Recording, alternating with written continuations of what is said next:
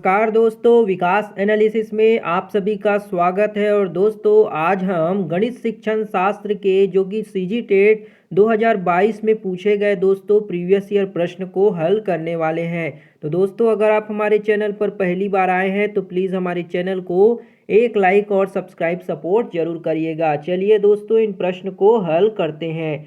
पहला प्रश्न है दोस्तों, संख्या पद्धति की सोपान क्रमिक श्रृंखला को प्रदर्शित करने के लिए कौन सा प्रक्रम जो है वो सही है, जहाँ पे n जो है वो प्राकृतिक संख्याओं का है और w जो है पूर्ण संख्या और q जो है परिमेय संख्याएं और z जो है वो पूर्णांक संख्याएं है। तो हमें एक सोपान क्रमिक श्रृंखला प्रदर्शित करना है। तो आप सभी जानते होंगे दोस्तों कि जो प्राकृतिक संख्या यानी कि नेचुरल संख्याओं का समुच्चय होता है वो W के अंदर यानी कि होल नंबर के अंदर कंटेन होता है, और जो होल नंबर होते हैं वो इंटीजर यानी कि Z के अंदर कंटेन होते हैं, और इंटीजर जो होते हैं वो परिमेय संख्या यानी कि रेशनल नंबर के अंदर कंटेन होते हैं। तो ये जो होगा दोस्तों, यही जो क्रमिक होता है वो सही है। हमें देखना है कि कौन से जो है ऑप्शन में ये ऑर्डर दिया गया है।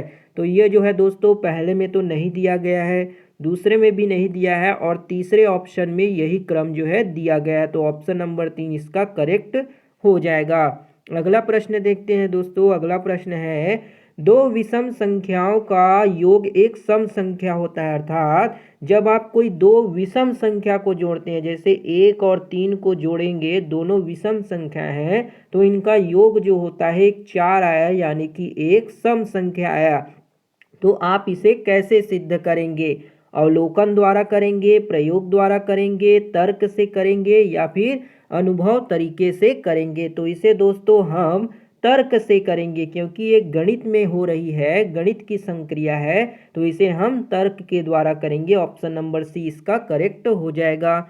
अगला प्रश्न देखते हैं दोस्तों, गणित सीखने की प्रक्रिया आसान हो सकती है। गणित को सिखाने की प्रक्रिया जो है आसान हो सकती है यदि हम इस नियम को फॉलो करें। जैसे पहले ऑप्शन है, सोपान क्रमिकता के आधार पर शिक्षण योजना बनाई जाए।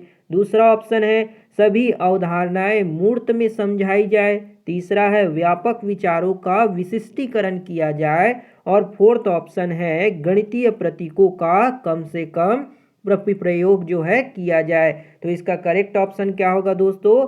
सोपान क्रमिक के आधार पर शिक्षण योजना बनाई जाए। अर्थात स्टेप बाय स्टेप आप उसको समझाएंगे और उसकी शिक्षण योजना बनाएंगे, तो गणित सिखाने की प्रक्रिया जो है हम आसान से उसे समझा सकते हैं। ऑप्शन नंबर 1 जो होगा उसका करेक्ट हो जाएगा। अगला प्रश्न देखते हैं दोस्तों, कक्षा 4 में एक शिक्षक विद्यार्थियों को 3476 और 937 का योग करने के लिए कहता है।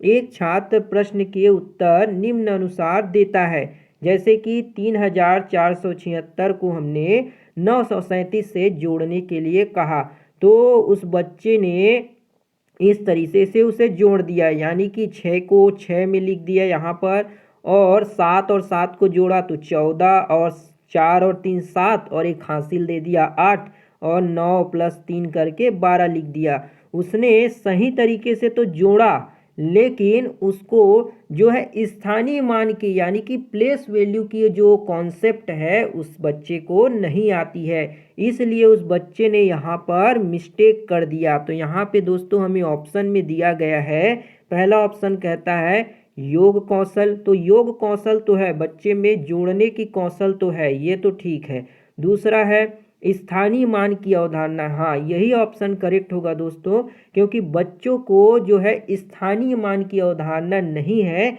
इसलिए वह 6 को 7 से ना जोड़ करके 6 को उतार के लिख दिया, यानी कि ऑप्शन नंबर बी इसका करेक्ट हो जाएगा। अगला प्रश्न देखते हैं दोस्तों। अगला प्रश्न है, बच्चों द्वारा विकसित इनमें से कौन सी क्षमता बैंकिंग मॉडल का उदाहरण है? जो बैंकिंग मॉडल है वो बच्चों के विकसित होने की क्षमता को कौन से सीखने का एक मॉडल है या इसका उदाहरण है के बारे में पूछा गया है। पहला ऑप्शन है, अपने आसपास की दुनिया के आधार पर अपनी समझ बनाता है। दूसरा, निर्देशों की श्रृंखला को याद कर उनका पालन करता है। तीसरा जो है तथ्यों को याद करता है और उन्हें बता पाता है। तो यही ऑप्शन जो है दोस्तों बैंकिंग मॉडल के बारे में कहा गया है कि तथ्य को याद रखना है और उन्हें बता पाना जो है छात्र में होनी चाहिए ये गुण। यही जो है बैंकिंग मॉडल का उदाहरण है। तो ऑप्शन नंबर सी जो होगा दोस्तों इसका करेक्ट हो जाएगा। अगला प्रश्न देखते हैं दोस्तों, पाउलो फेरे ने सीखने के किस मॉडल पर बात की है। तो पाउलो फेरे ने दोस्तों बैंकिंग मॉडल के सीखने की बात की गई है। ऑप्शन नंबर बी जो होगा इसका करेक्ट हो जाएगा।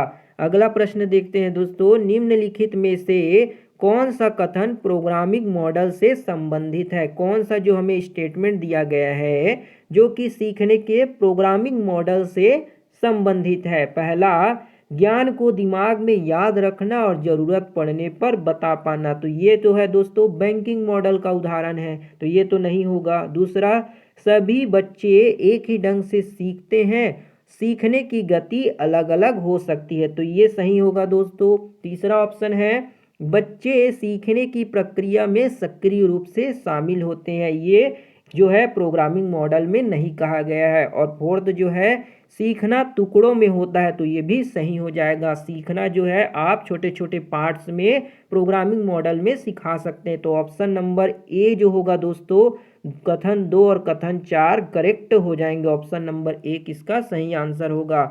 अगला प्रश्न देखते हैं दोस्तों। अगला प्रश्न है, बच्चों में अमूर्त स्तर पर कार्य करने की क्षमता निरूपित करने के लिए निरूपण का कौन सा क्रम सबसे अधिक उपयुक्त होता है।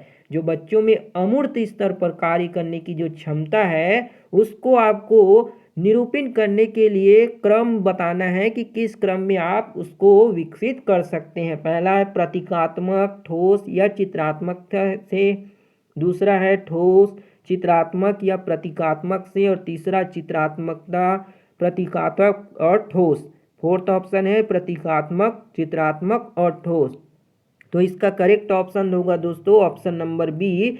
बच्चे को पहले ठोस रूप को बताएंगे, फिर चित्रात्मकता के जरिए बताएंगे, फिर उसे प्रतीकात्मक रूप से बच्चों को जो है अमूर्त स्तर को समझाने की कोशिश करेंगे। तो ऑप्शन नंबर बी इसका करेक्ट हो जाएगा। अगला प्रश्न देखते हैं, ऐसे कथन जो स्वयं सिद्ध कथनों से तर्क द्वारा प्राप्त किए जाते हैं क्या कहलाते हैं। जो कथन जो है दोस्तों स्वयं सिद्ध कथनों से प्राप्त किए जाते हैं उसको हम थ्योरम यानी कि प्रमेय कहते हैं। क्या कहते हैं, प्रमेय कहते हैं। ऑप्शन नंबर डी जो होगा इसका करेक्ट हो जाएगा। अगला प्रश्न देखते हैं, मिलते जुलते और बार बार होने वाले अनुभव के आधार पर नतीजों तक पहुंचने वाले तरीकों को क्या कहा जाता है। तो उसे क्या कहेंगे दोस्तों, तो उसे हम कहते हैं आगमन तर्क कहते हैं। क्या कहते हैं, आगमन तर्क कहते हैं। ऑप्शन नंबर डी इसका करेक्ट हो जाएगा। अगला प्रश्न देखते हैं, रचनावादी कक्षा में आकलन का उद्देश्य क्या होता है। जो रचनावादी कक्षाएं होती हैं उसमें आकलन का उद्देश्य क्या होता है। पहला ऑप्शन है बच्चों को सोचने के लिए प्रेरित करना। हाँ, तो ये रचनावादी मॉडल का उदाहरण है। ऑप्शन नंबर 1 तो सही होगा। सीखने में उनकी मदद करना, ये भी सही हो जाएगा। वे किस तरह से सोच रहे हैं यह समझने में शिक्षक की मदद करना, तो ये भी क्या होगा दोस्तों, ये भी सही हो जाएगा। और फोर्थ ऑप्शन है बच्चों को बताना कि वे क्या नहीं सीख पाए हैं, तो ये जो होगा दोस्तों गलत हो जाएगा। क्या होगा, गलत होगा। तो ऑप्शन नंबर 1, 1, 2, 3 ये सभी क्या होंगे, सही हो जाएंगे। अगला प्रश्न देखते हैं दोस्तों, कथन को चुनिए करके यहाँ पे दिया गया है और हमें ऑप्शन में दे दिया गया है। पहला ऑप्शन है गणित में अवधारणात्मक ज्ञान केवल शिक्षक के लिए जरूरी है। दूसरा, बच्चे को परिभाषा याद है, इसका अर्थ है उसे अवधारणा की समझ है। बच्चे को क्या है, परिभाषा याद है, इसका मतलब उसको अवधारणा की समझ है। अगला जो ऑप्शन दिया गया है उसे देखते हैं, गणित सीखने के लिए बच्चों को प्रतीकात्मक ज्ञान होना ही पर्याप्त है। तो होना ही पर्याप्त है बोल दिया दोस्तों, तो ये तो गलत हो जाएगा। और अगला ऑप्शन है अवधारणा की समझ होने पर बच्चे हल करने की प्रक्रिया स्वयं ढूंढ सकते हैं। तो अगर बच्चे को एक बार आप अच्छे से कॉन्सेप्ट समझा देंगे तो बच्चा जो है स्वयं जो है उसका हल ढूंढने लग जाएगा, अर्थात स्वयं से हल करेगा। तो ऑप्शन नंबर डी इसका जो होगा दोस्तों करेक्ट हो जाएगा। अगला प्रश्न देखते हैं, 1 किलोग्राम बराबर होता है। तो 1 किलोग्राम बराबर कितना होता है दोस्तों, आप सभी जानते होंगे कि 1 किलोग्राम बराबर होता है 1000 ग्राम। ऑप्शन नंबर सी इसका क्या होगा, करेक्ट हो जाएगा। अगला प्रश्न देखते हैं, बच्चों की गलतियां सीखने में मददगार है, यह विचार किसने दिया था। बच्चों की जो गलतियां होती हैं उनके सीखने में उनकी मदद करती है, तो यह कथन किसने दिया था, यह पियाजे ने दिया था। किसने, जीन पियाजे ने। ऑप्शन नंबर डी इसका करेक्ट हो जाएगा। अगला प्रश्न देखते हैं, सीखने के मॉडल में कौन सी बातें सम्मिलित होती है। जो सीखने का मॉडल होता है उनमें कौन कौन सी बातें जो है सम्मिलित होती हैं उसको पूछा गया है। पहला है सीखने का अर्थ क्या है, उसकी समझ, विषय वस्तु की प्रकृति की समझ, तीसरा ऑप्शन है सीखने की विधियों की समझ, और चौथा है बच्चे कैसे सीखते हैं इसकी समझ। तो किसका करेक्ट ऑप्शन क्या होगा दोस्तों, सीखने का क्या अर्थ होता है इसकी समझ को बच्चों में सिखाया जाता है। ऑप्शन नंबर 1 करेक्ट हो जाएगा। विषय वस्तु की प्रकृति की समझ कराई जाती है बच्चों को, और सीखने की विधियों की समझ जो है हम बच्चों को नहीं कराते।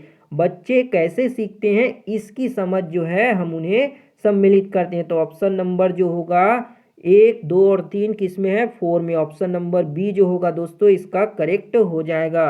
अगला प्रश्न देखते हैं दोस्तों, रचनावादी कक्षा की विशेषताएं हैं। तो रचनावादी जो कक्षा होती है उसकी क्या क्या विशेषता होती है। पहला, शिक्षक खोजबीन करने में बच्चों की मदद करते हैं। शिक्षक क्या करते हैं, खोजबीन करने में बच्चों की मदद करते हैं। दूसरा है बच्चों के पास अभ्यास करने के पर्याप्त अवसर होते हैं। तीसरा है बच्चे एक दूसरे से विचार विमर्श कर सकते हैं।